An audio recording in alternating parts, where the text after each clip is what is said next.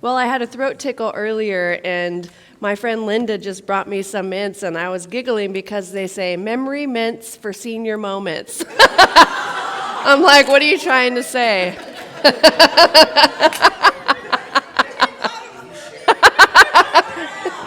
Pass them around. Did you bring enough for everyone? Those are great. Oh, my goodness. I love it. Well, good morning, beloveds.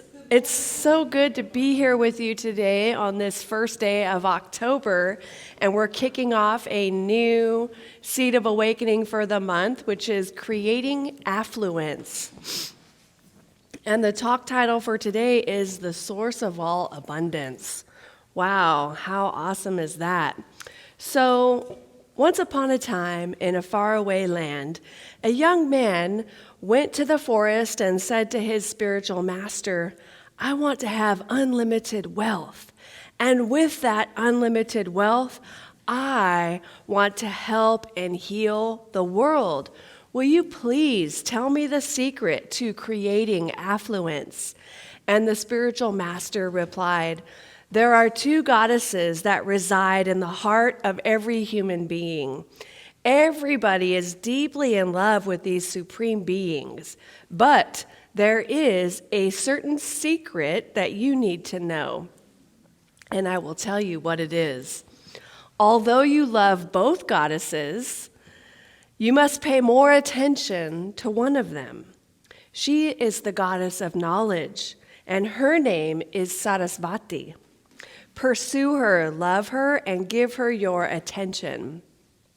The other goddess, whose name is Lakshmi, is the goddess of wealth. When you pay more attention to Sarasvati, Lakshmi will become extremely jealous and pay more attention to you. The more you seek the goddess of knowledge, the more the goddess of wealth will seek you. She will follow you wherever you go and never leave you, and the wealth you desire will be yours forever. I love that story, right? And so I want to begin by talking a little bit about this lie that we have heard, which is a lie that acts like a virus within the mind of humanity, and that lie is there's not enough to go around. There's lack, and there's limitation, and there's just not enough. The truth is that there's more than enough good to go around. There is more than enough creative ideas. There is more than enough power. There is more than enough love. There's more than enough joy. And all of this begins to come through a mind that is aware of its own infinite nature. Each one of us. So there is enough for everyone if you believe it, if you can see it, if you can act from it, it will show up for you, and that is the truth. Now, what Stephen Covey observed, you know Stephen Covey from The 7 Habits of Highly Effective People. Who hasn't read that? If you haven't, you have to read it. It's like a classic, right? But he observed that people with a scarcity mentality tend to see everything in terms of win-lose. There is only so much, and if someone else has it, that means there will be less for me. The more principle-centered we become, the more we develop an abundance mentality, the more we are genuinely happy for the successes, well-being, achievements, recognition, and good fortune of other people. We believe their success adds to rather than detracts from our lives. So get excited about the people in your life that are winning, that are, someone wins the lottery. Don't go, God, I wish that was me. That'll never happen to me. Love that. Wow, you won the lottery. That's amazing. Or whatever people are experiencing as wins in their lives, celebrate that. Celebrate it from the very depths of your being, rather than think, oh, they got lucky or that'll never happen to me. Celebrate it, right? Are you with me? Yeah. All right. So affluence, creating affluence. So There's an ancient Vedic saying that states, "Infinite worlds appear and disappear in the vast expanse of my own consciousness, like motes of dust dancing in a beam of light." Did you get that image just then? Have you ever seen that, where you're looking at like light coming through the window and you can see things in the air? Wow. Infinite worlds appear and disappear in the vast expanse of my own consciousness, like motes of dust dancing in a beam of light. We are already affluent. It's who we are. We just need to become aware of it, right? We're igniting it or activating it within ourselves, because it's time for us to experience the wealth that is ours to experience. Now, the dictionary defines affluence as the state of having a great deal of money or wealth, which, hey, that sounds great, right? But wealth consciousness is about so much more than simply having the ability to make money. It's a mindset that involves seeing life not as a struggle, but as a magical adventure where our needs are met with grace and ease. It includes the ability to see beauty wherever you go, to have gratitude as your primary emotion, and an open heart to all you meet. Wealth consciousness is a state of mind, a sense, not of believing, but really knowing that what we need is available to us now. So our book of the month, can you hand me that book? I forgot to bring that up here. It's by Deepak Chopra. It's called Creating Affluence. I love this book for a number of reasons. One, it's very thin, right?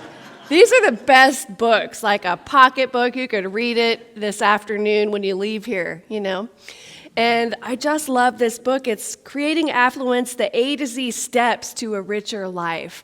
And so this book is a classic already, and you could tell because there's this picture of Deepak, and he's like a young man. And I think he's like in his 70s now.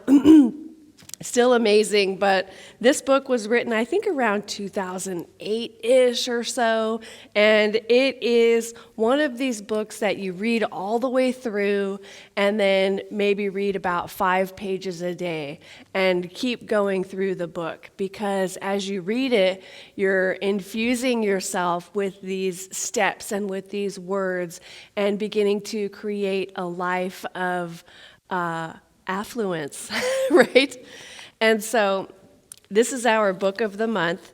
And in this book, Deepak says that affluence is the experience in which our needs are easily met and our desires are spontaneously fulfilled. We feel joy, health, happiness, and vitality in every moment of our existence. He also says that affluence is actually a reality, and the true purpose, my friends, of this month's talks is to give us an insight into that nature of reality.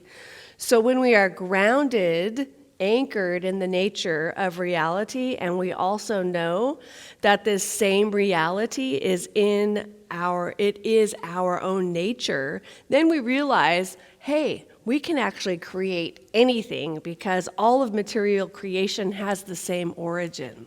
Wow, that's cool, right?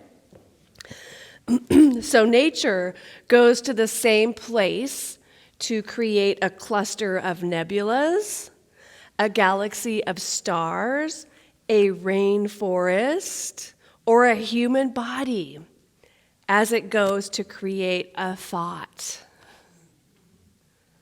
So it's the same divine intelligence that created the stars and the planet and the chairs that we're sitting in here that created us, and that same divine intelligence is within us.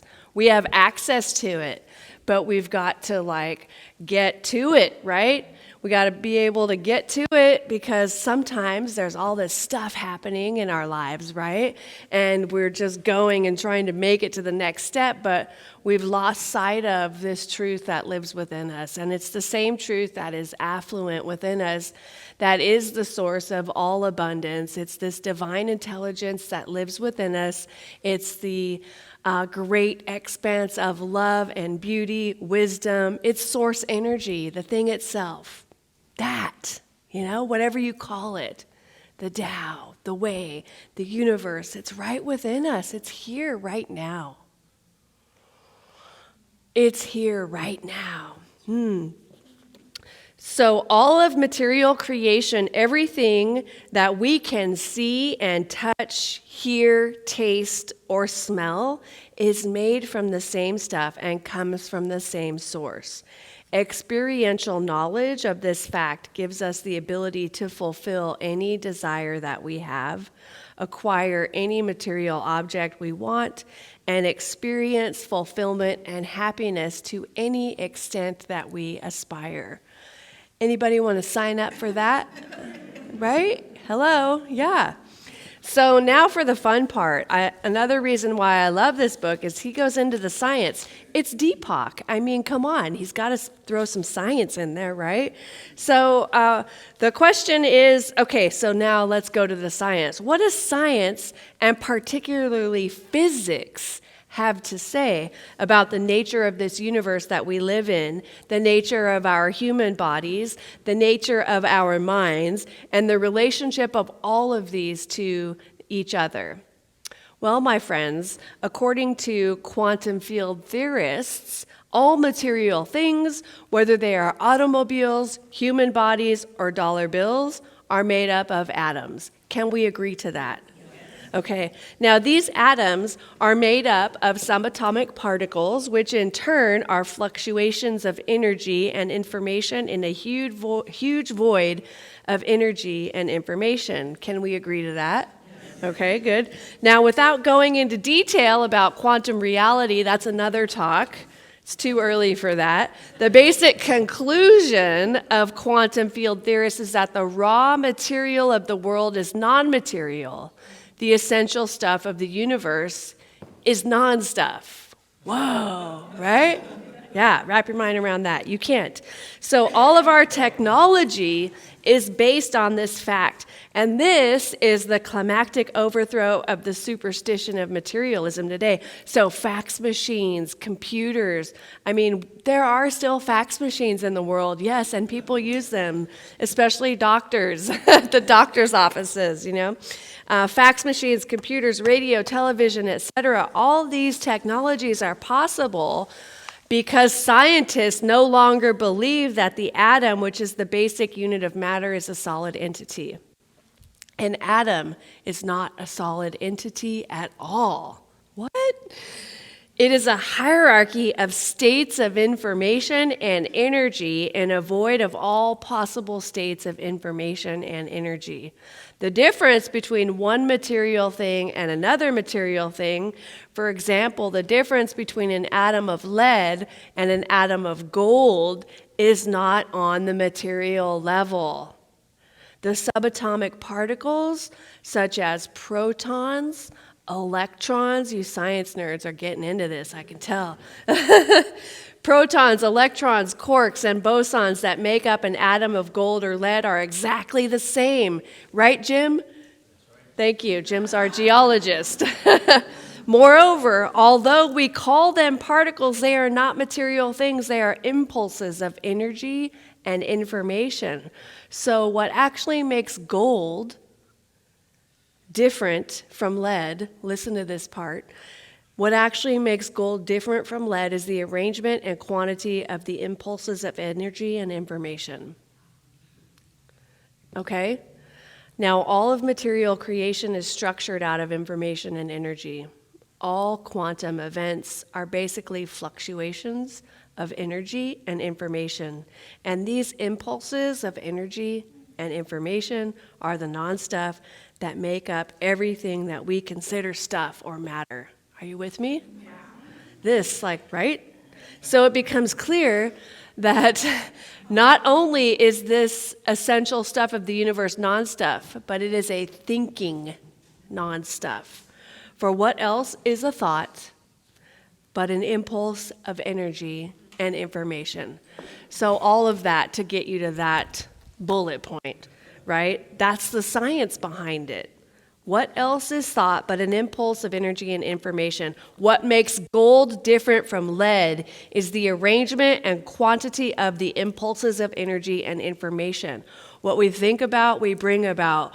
You are creating your experience by what you're thinking right now. You're creating this moment and the next moment. You're creating your day by your thoughts as soon as you wake up and you're cranky. You create your rest of your day cranky. I knew that, right, from experience.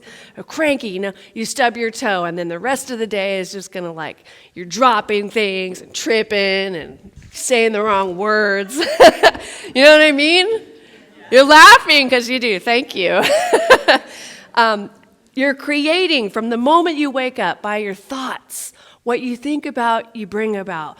So we can create affluence by what we think about. We are creating affluence in our lives by thinking. And the main thing for us to think about is, the source of all abundance. Why not? The universal presence that lives within each one of us. It is so powerful. So we also tend to think of thoughts. We just kind of think that thoughts are only occurring in our head, but that is because we experience the thoughts as linguistically structured, right? So they are verbally elite and speak to us in the language of our understanding. Wouldn't it be weird if it didn't? Yes, God, you're speaking in another language, though. It's like Spanish. What's happening here? So those same impulses of energy and information that we experience as thoughts are the raw material of the universe. Just break it down, right? If you break it down, you can see that the only difference between thoughts inside my head and outside of my head is that I experience the thoughts in my head as linguistically structured terms. It shows up outside of my head as my life experience, right? So before a thought becomes verbal and experienced as language, it's an intention. And so it is once again an impulse of energy and information. At a pre-verbal level, all of nature speaks the same language. So we are all thinking bodies in a thinking universe, and just as thought projects itself as the molecules of our body, so too the same impulses of energy and information project themselves as space-time events in our environment. What you think about, you bring about. I heard some people, there's a belonging circle here called the Power of Eight, and I heard some people this morning talk about what they were creating. What you think about, you bring about. What you speak about, you bring about, right? It's the literal meaning, I think the Aramaic meaning of abracadabra. I create with my word.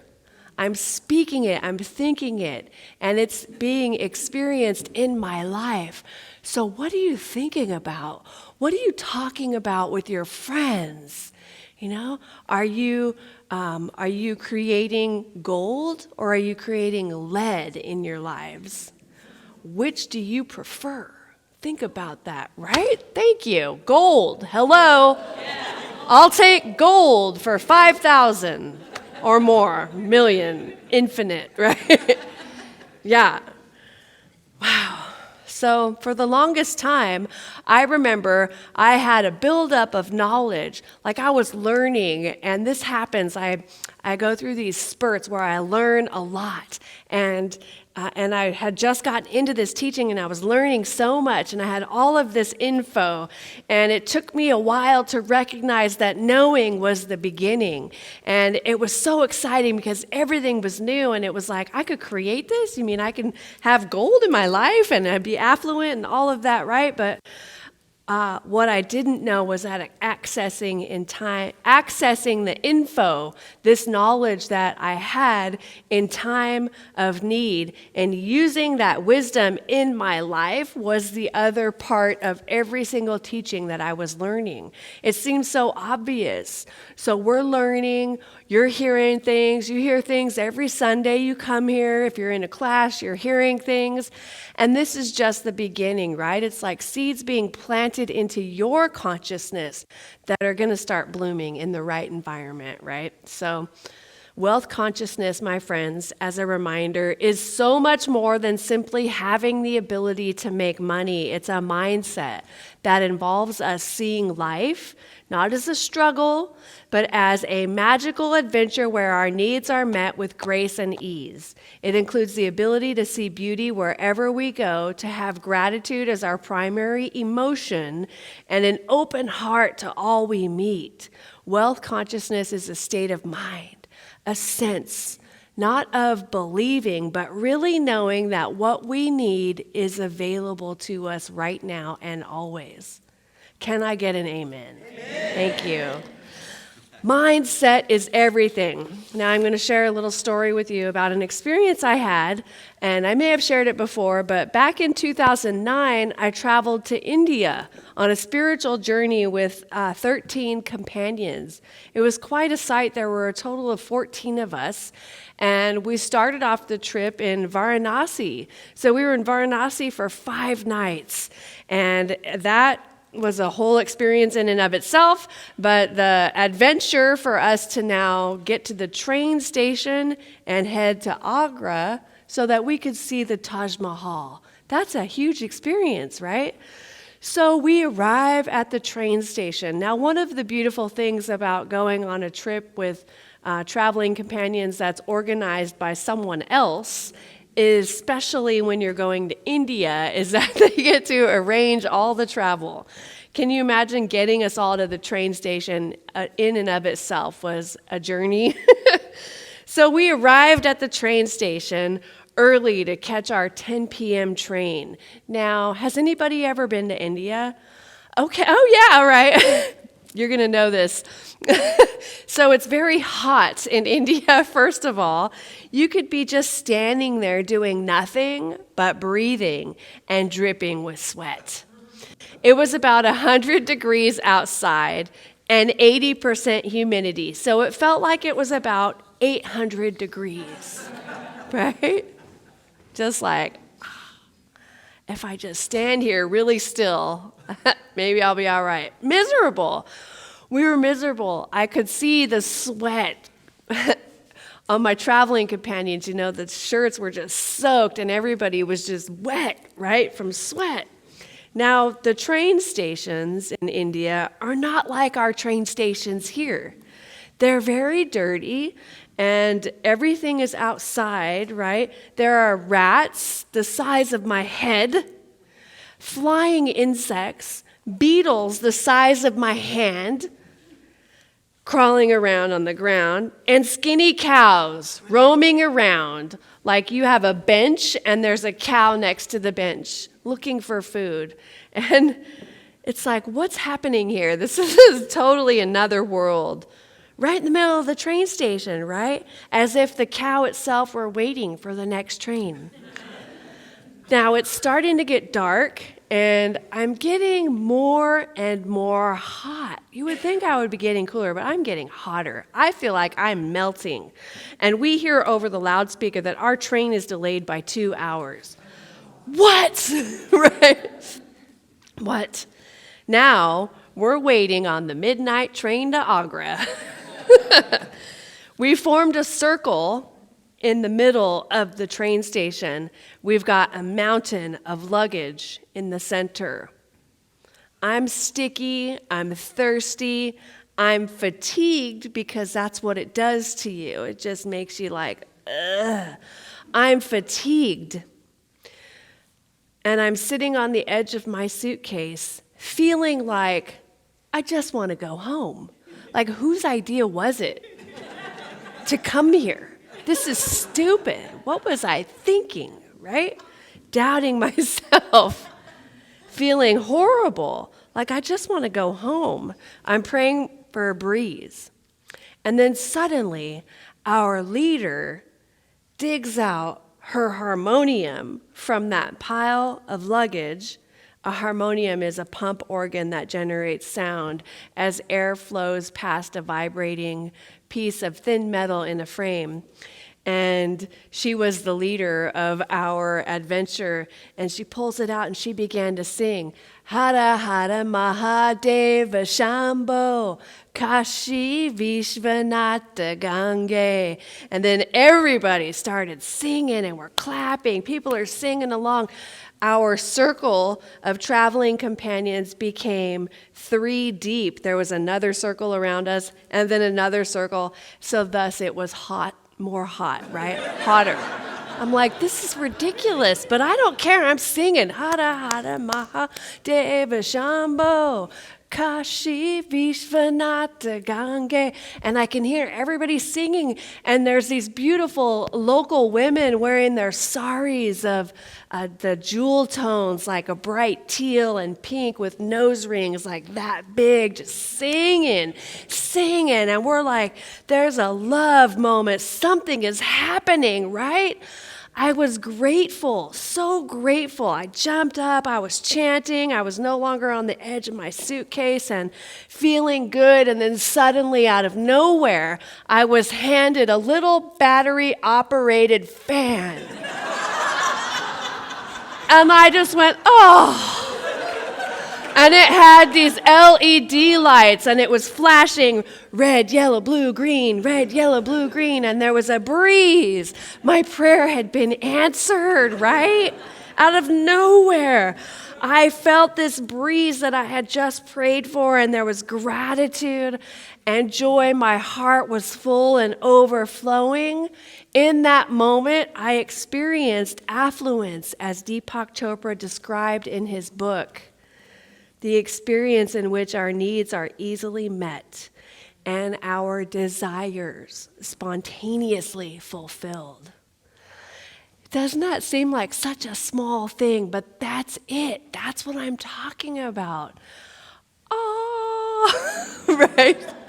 Who knew that experience would be such a holy moment to have me embody so much gratitude, presence, joy, all because I got out of myself. I let myself sing. I let myself be in praise and worship, in devotion, right, singers? Right, singers? Yes. I'm not a singer, but I am now. So singing and just being open and available to the presence of love, so powerful. So we feel joy, health, happiness, and vitality in every moment of our existence when we have a mindset of affluence. Affluence is our reality when we are grounded in the nature of reality, and we also know that this same reality is our own nature. Then we realize that we can create anything because all of material creation has the same origin. I went from being totally focused on my lack and limitation, how miserable, hot, cranky, how I was doubting myself and questioning myself. Anybody ever been there? Yeah, right. Wondering what I was doing here, to connecting to the divine, the source of all abundance, through singing that chant with my fellow travelers. And everyone in the train station, Hara Hara Maha Deva Shambho Kashi Vishvanath Gange. Boom. I was in alignment with the source of all abundance. And the invitation is for you to do the same.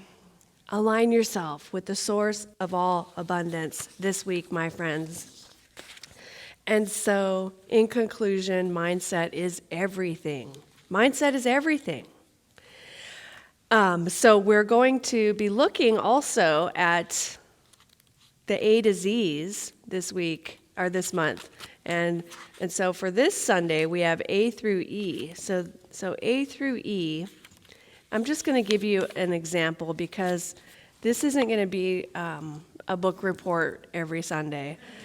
You know, that would be boring. A stands for all possibilities, absolute authority, affluence, and abundance. And then there's more on that page. B stands for better and best, and then he explains it. C stands for carefreeness and charity. D stands for the law of demand and supply. E stands for exulting in the success of others, especially your competitors and those who consider themselves your enemies. And so the A to Z is Creating Affluence. Oh, this is such a great book, and you can pick it up for $15. They'll talk about that in the announcements after the service. So affluence, my friends, is our natural state, and this month is focused on tips to assist you in tapping into unlimited potential. So I once had a person reach out to me and say, Reverend Elizabeth, I heard your talk, the prosperity gospel, and I don't think you should speak about it anymore. And I was like, okay, well, that's the theme for the month, and so I will be speaking about it. It was funny. So I think people associate the prosperity gospel with something that maybe is negative, but this is about you and the affluence that you're creating for yourself in your life, right? And as a community, Awakening Way Center for Spiritual Living, it's about us creating affluence as a community as well. And so we all benefit from our up-leveling of consciousness always, right? Are you with me? Can I get an amen? All right. So there is enough for everyone. If you believe it, if you can see it, if you act from it, it will show up for you. That is the truth. What makes gold different from lead is the arrangement and quantity of the impulses of energy and information that make them up. It follows then that what makes affluence different from lack and limitation is the arrangement and quantity of the impulses of energy and information in your own consciousness. Because what else is a thought but an impulse of energy and information? This week, the invitation is for you to ask yourself and journal about these questions. Number one, what is one area of my life where I experience affluence? Number two, what is one area of my life I would like to transform? Number three, what are my thoughts about this area of my life? Number four, what is the spiritual truth about that area? And number five, do I believe that the spiritual truth is also the truth of me? Why or why not? And I will leave you with this plan. So I have a series of plans that I call positively life-affirming narratives. There should be a book, and it's coming soon to Amazon near you. But this positively life-affirming narrative is for I am enough. I am enough. More than enough. I'm the full package. How dare she? All that and a bag of chips. I am the cherry on top. My life is a brilliant expression of abundant joy, and I am steeped in boundless bliss. I radiate kindness and leave sprinkles of sparkly joy wherever I go. Glittery goodness lights my way. I shine the light of love to all who I meet and greet throughout my day. My intention is joy, and it's bubbling up from the core of my being. Waves of giddy bliss cause me to do a little happy dance. I laugh out loud as I skip my way through this day. Zippity-doo-dah, zippity-yay. I am enough. I always have enough because I always am enough, no matter what. You are enough. You always have enough because you always are enough, no matter what. We are enough. We always have enough because we always are enough, no matter what. Please repeat after me. I am rich. I am rich. My life is rich. My life is rich. All of my needs are met. All my needs are met. I am thriving. I am thriving. And so it is. So it is. All right. And I'm going, thank you. And we'll now invite Travis to come up as we prepare for our closing prayer.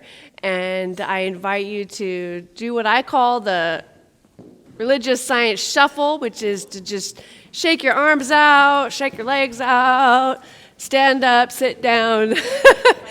Do whatever you need to do in order to get comfortable so that you can forget your body for a moment as we take a dive into the depths of the source of all abundance. Scratch your nose, your eye, whatever it is that you need to do to let go.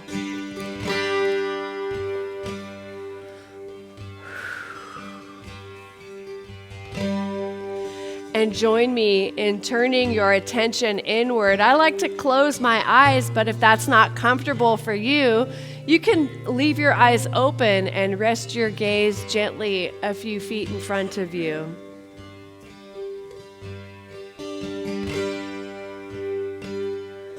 And as you hear that beautiful sound, recognize that it is a vibration of energy.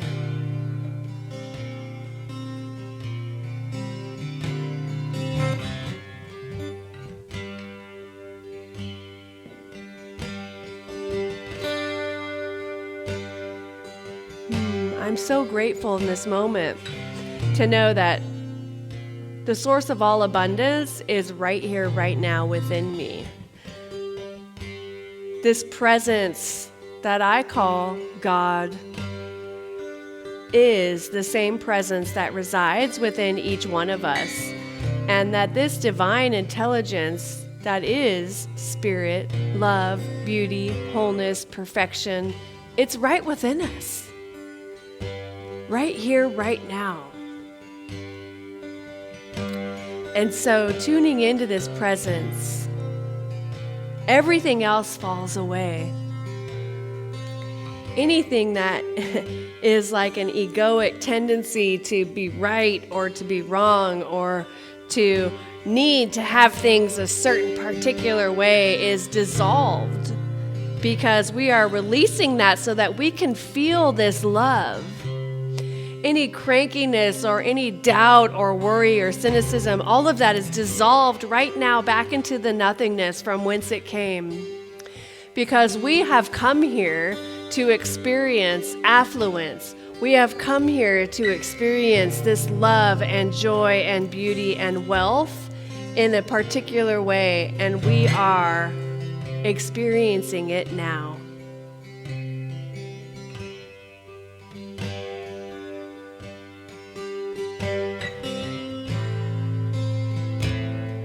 Feel that presence within you.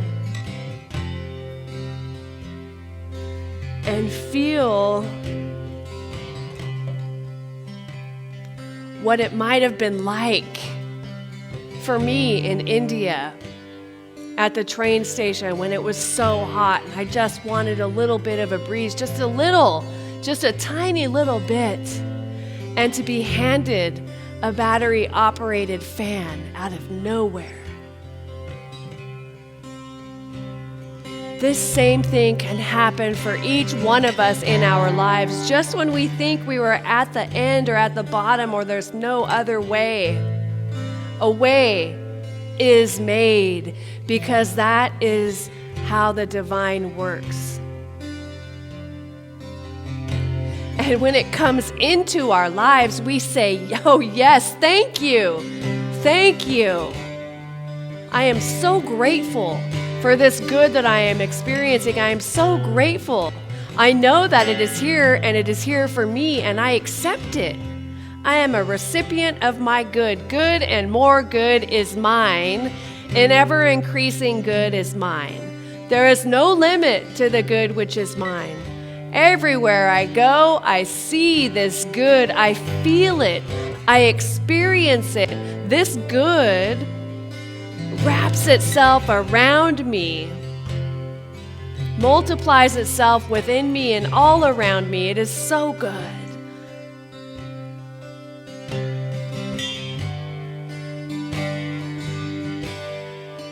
Good and more good is mine.